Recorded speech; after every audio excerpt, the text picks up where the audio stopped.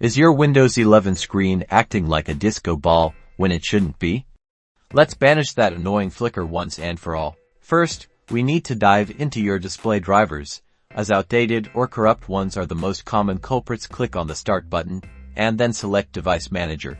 In Device Manager, locate and expand Display Adapters. Right-click on your graphics card. You'll likely see an Intel, NVIDIA, or AMD name here. From the menu that pops up, choose Update Driver. Now, select Search automatically for drivers. Windows will attempt to find and install the latest driver. If it says the best drivers are already installed, don't worry, we have more options. Sometimes, Windows Update itself contains crucial driver updates. Go back to your Start menu, open Settings, and click on Windows Update. Click Check for updates if any optional updates appear, especially under Optional Updates, and then Driver Updates. Install them. Next, let's test a quick hardware-related setting. Right-click on your Start button and select Run. In the Run box, type Diagnostic and press Enter. This is the DirectX Diagnostic tool.